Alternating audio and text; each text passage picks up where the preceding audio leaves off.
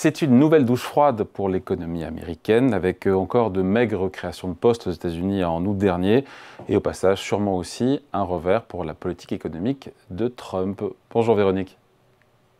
Bonjour David. Véronique Riche-Flores, économiste, présidente du cabinet Ref Research. Content de vous retrouver, ça va? Oui, bien, merci. Bon, les chiffres, j'ai regardé les chiffres, pardon, il y a 3-4 chiffres, il faut juste se concentrer 2 minutes, pas vous, mais c'est ceux qui nous regardent, parce que vous les connaissez. En août, c'est 22 000 emplois créés aux États-Unis.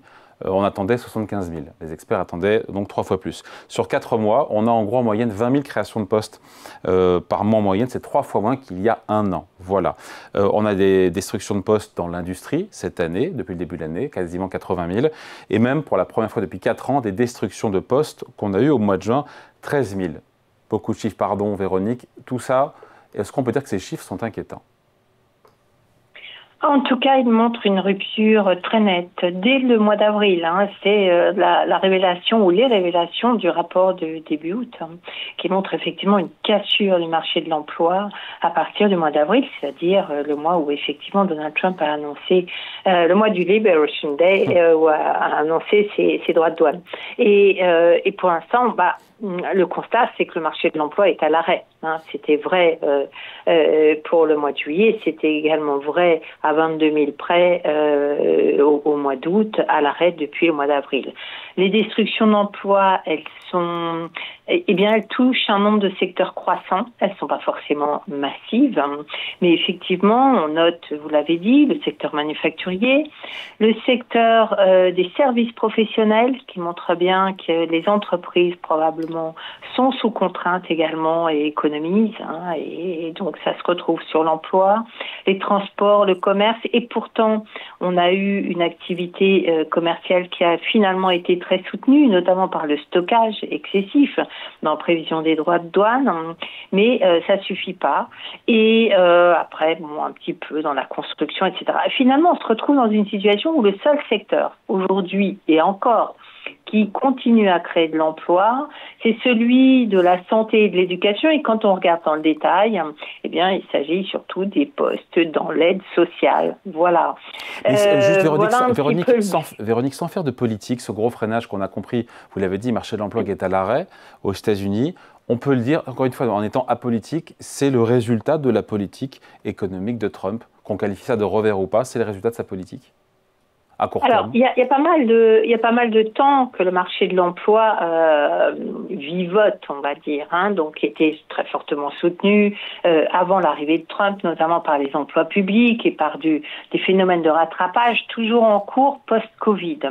Donc, il n'y a pas que le phénomène de Trump, mais effectivement, ce qu'on constate finalement, c'est une accélération du processus qui est très nette depuis donc le mois d'avril, c'est-à-dire sous l'impact de la politique commerciale, qui on le sait, joue sur le pouvoir d'achat, qui a fait remonter les taux d'intérêt à long terme. Et ça, c'est sans doute un changement également très important qui commence à instiller ses effets sur la dynamique de la demande. Donc oui, il y a, et puis sans parler bien évidemment de l'instabilité, de l'incertitude créée par des annonces, des allers-retours et peut-être la politique également, enfin certainement d'ailleurs, d'Elon Musk sur les emplois publics, puisque j'ai pas mentionné tout à l'heure, mais l'emploi public fait partie des mauvaises nouvelles, encore une fois, avec des suppressions d'emplois assez importantes. Donc oui, incontestablement, il y a un effet perte de repères qu'on voit bien d'ailleurs dans les indicateurs par exemple de confiance des PME qui sont dans l'incertitude ou dans beaucoup d'autres indicateurs. On a eu également une consommation qui finalement, au-delà des effets d'anticipation des hausses de droits de douane, je pense à l'automobile notamment, qui ont permis au secteur finalement d'être très bien soutenu ces derniers mois, et bien une consommation qui est très faible. Il faut dire également qu'on en a moins parlé parce que les chiffres d'inflation globaux ont plutôt été bons, plutôt meilleur que redouté d'ailleurs. Mais dans le détail, ce qu'on voit, c'est par exemple des prix alimentaires, des prix des assurances qui sont très élevés, qui continuent à monter et qui rognent le pouvoir d'achat. Donc ça, on ne le retrouve pas dans les indicateurs d'inflation tels que publiés, qui englobent l'intégralité des prix, mais incontestablement, il y a un contexte d'évolution des prix qui est défavorable à la consommation. Donc oui... Mais est-ce qu'on parle de début de craquement? Et on se dit que voilà, il y a un marché de l'emploi qui est à l'arrêt, ça on l'a dit, Véronique, mais est-ce que pour autant, voilà, il y a un début de craquement? Est-ce qu'un scénario un peu plus sombre a gagné en crédit? Alors, il gagne en crédit, pas forcément au vu des chiffres et des développements de ces chiffres, qui évoluent peu en fait. Il y a une cassure au mois d'avril, et puis depuis avril, on vivote. Voilà, c'est ce qu'on peut dire pour l'instant.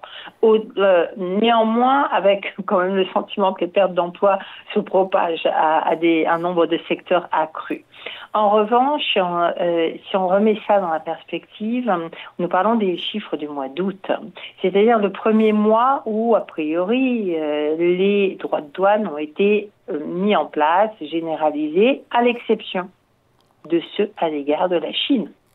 Et donc, on a encore cette menace ou cette incertitude qui plane sur que va-t-il advenir sur les importations chinoises. Donc, les Chinois ont eu 3 mois supplémentaires de négociations. On a tous le sentiment que les menaces ne sont pas du tout du même gabarit que ce qui avait été exprimé au mois d'avril, pendant cette escalade commerciale. Mais qu'est-ce qui va sortir de ces négociations? Est-ce qu'on est sur du 30%? Est-ce qu'on est sur du 15% comme en Europe et au Japon, ce qui serait une pilule beaucoup moins amère et beaucoup plus supportable du côté chinois, mais également du côté américain? Et en fait, on n'a pas cette information pour l'instant. Donc, on est suspendu encore à ces décisions commerciales. Mais en termes de croissance, Véronique, en termes de croissance, on était à 0. Ils sont compliqués à analyser ces chiffres de croissance aux États-Unis, d'activité, parce qu'ils ont été pollués, altérés par la guerre commerciale et le stockage par précaution. Tout à fait. En gros, on a eu 0% de croissance au T1, je parle sous votre contrôle, 3% au deuxième trimestre aux États-Unis. Ça fait 1,5. C'est ça la nouvelle tendance, le new normal, j'ai envie de dire, de croissance, de sentier de croissance outre-Atlantique, c'est autour de 1,5. Probablement. A priori, on est sur ce rythme, effectivement. Et la question qui se pose immédiatement derrière, c'est est-ce que ça va être suffisant pour que Donald Trump, soit que l'administration américaine, applique son programme de baisse d'impôts à partir du mois d'avril l'an prochain. Vous savez qu'il y a une très grande Big Beautiful Budget qui est attendue. C'est ce qui a largement tenu la confiance jusqu'à maintenant.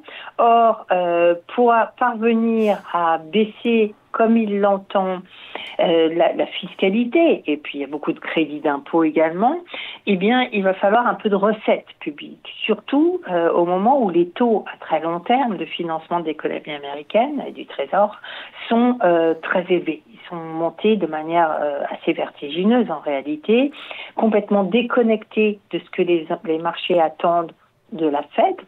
Et ça handicape considérablement les perspectives. Et probablement que c'est l'argument numéro 1 qui pousse Donald Trump à inciter la Fed à baisser ses taux, ce qu'elle va sans doute faire.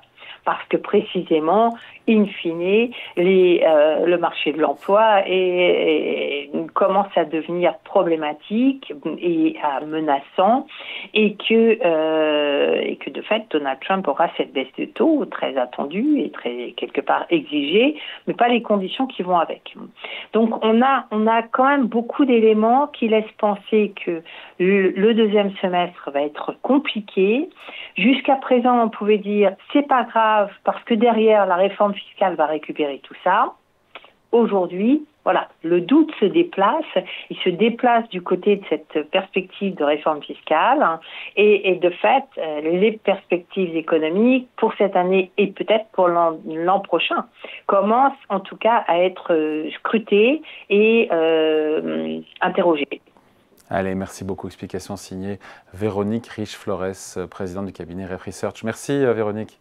Merci David. Bonne journée.